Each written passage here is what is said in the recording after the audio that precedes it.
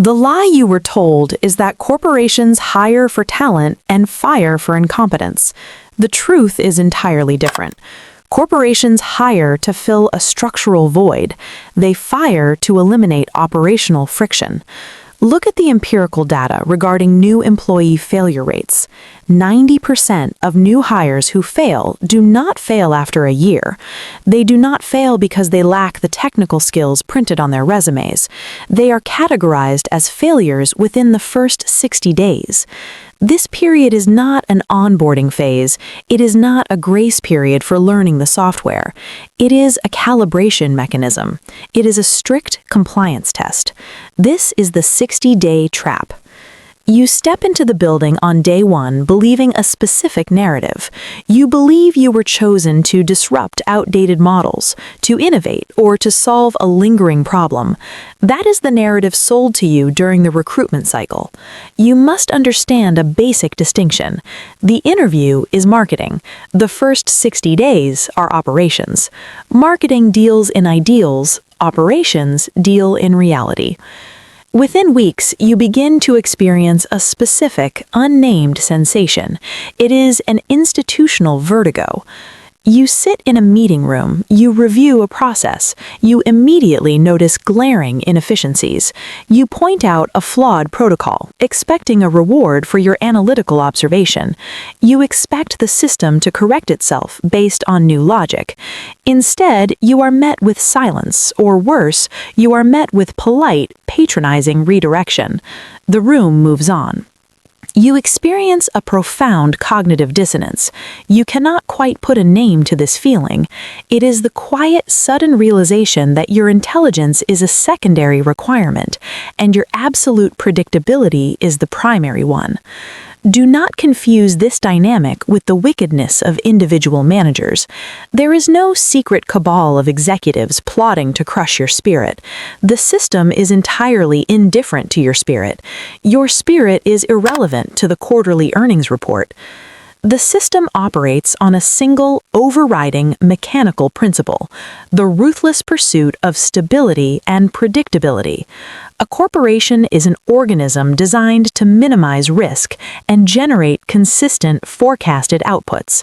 In this rigid architecture, an employee who questions the baseline introduces volatility. This remains true even if the questioning is designed to improve the baseline. Volatility requires management. Management expends organizational calories.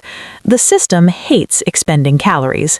Therefore, organizations do not reward truthfulness. They reward those who do not cause problems. A silent, running inefficiency is always preferred over a loud, disruptive solution.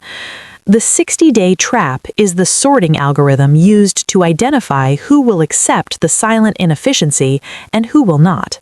The system is watching to see how quickly you stop offering solutions and start conforming to the established rhythm. If you fail to recalibrate your expectations to this reality by day 60, you are flagged. You are no longer an asset. You are a liability.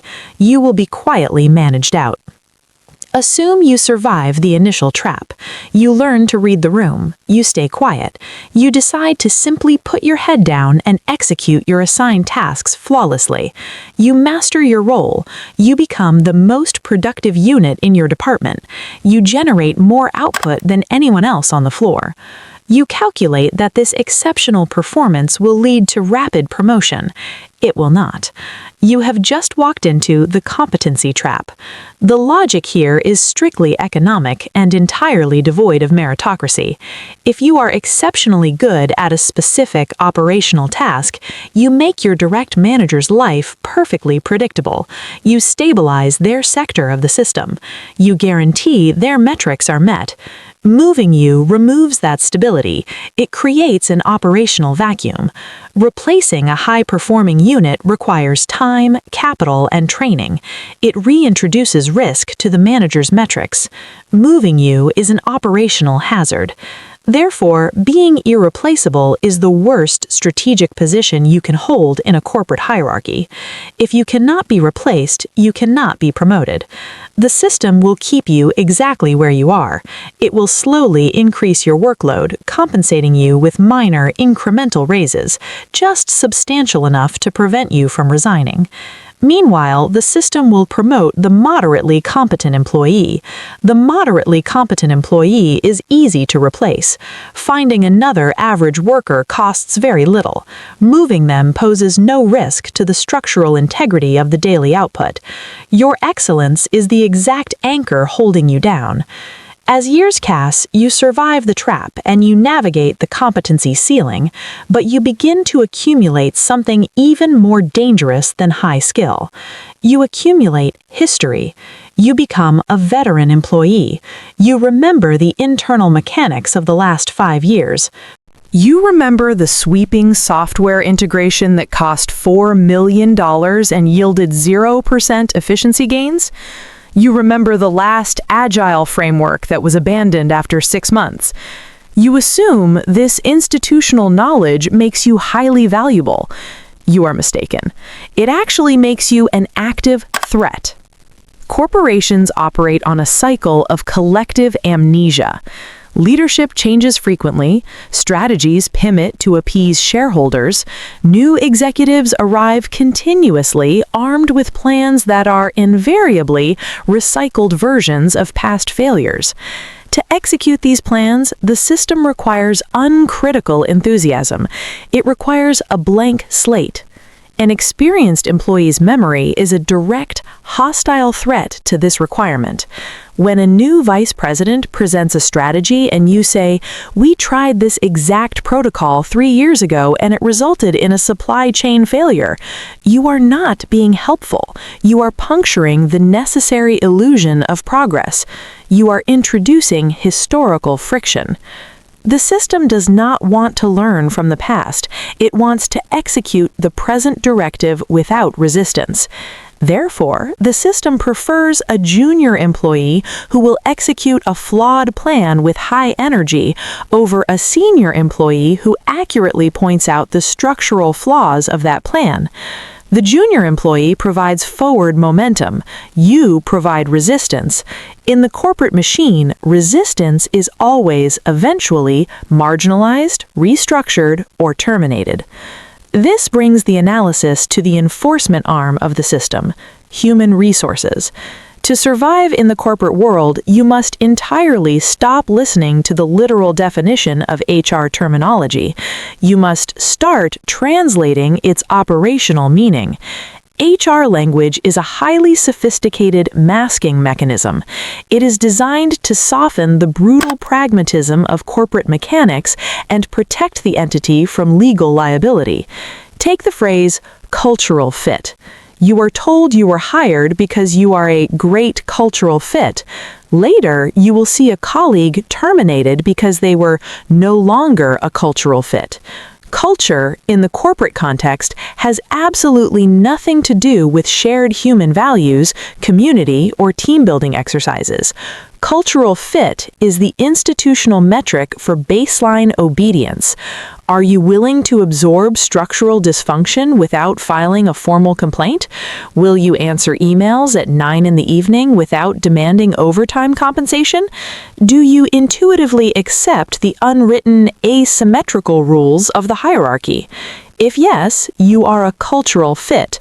If you demand strict boundaries, if you require logical consistency from leadership, or if you ask for compensation commensurate with your expanded duties, you are not a cultural fit.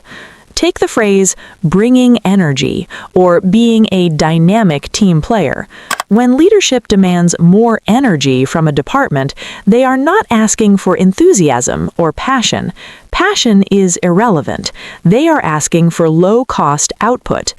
Energy is an invisible resource the company can extract from you without paying a premium for it.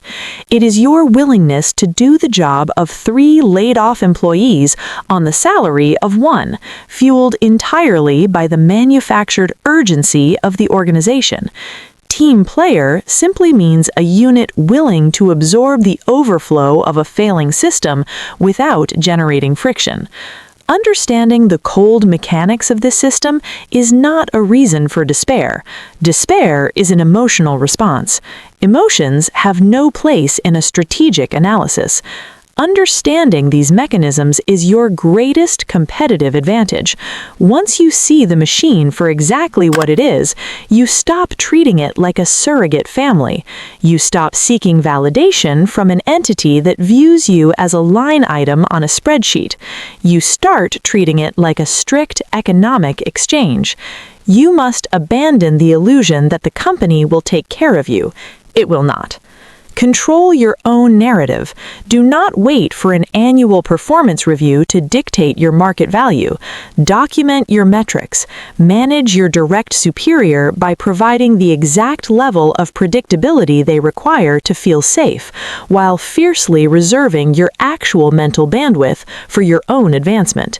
Do the required job perfectly, but do not do a second job for free. Create financial leverage. The only true, undeniable power you have in any corporate structure is the ability to walk away. If you rely entirely on the next paycheck to survive, you are not an employee, you are a hostage. The system knows when you are a hostage. It will extract labor from you accordingly. Build a financial buffer. Freedom requires capital. Leverage requires savings. Finally, view loyalty exactly as the system views it, as a temporary alignment of interests. Loyalty is an illusion. It is a marketing term used by leadership to secure asymmetrical compliance. It is not a career strategy. Do not give